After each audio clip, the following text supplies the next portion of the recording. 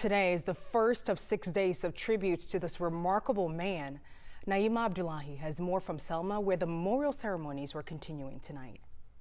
This morning, a week-long celebration for Congressman John Lewis kicked off in Troy, Alabama, his hometown, and now it's expected to come here in Selma. His journey inspiring an entire nation and starting in a town just 50 miles from here, a town that he always honored.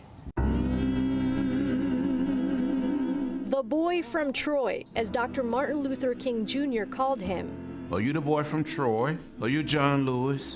And I said, Dr. King, I'm John Robert Lewis. And he proudly wore that title, a welcome home for a trailblazer who brought the world's attention back to his hometown. The world knew him as a civil rights leader. Some called him Congressman. His friends called him John, but to family, he was simply Robert. So to my brother, Robert, this is not a goodbye. It's just a different kind of hello. First stop, where he was born. Second stop, where he nearly lost his life, in Selma, Alabama, now synonymous with his legacy. Just to look back at his life and his legacy, if we just get in good trouble, we'll be all right. Non-violence. Non-violence. Didn't raise his hand to fight back not one time. Because the battle ain't ours.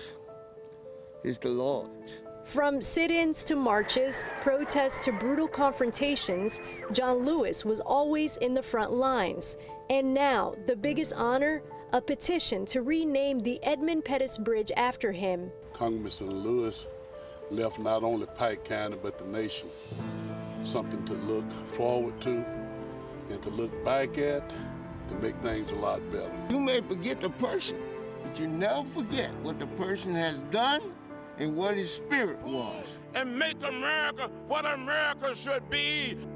And later on today, a ceremony will be held at Brown Chapel AME Church, a location where peaceful protesters decades ago met after Bloody Sunday. And tomorrow's location will be Montgomery, as the state and the entire nation continues to remember the life and legacy of an icon who changed this nation.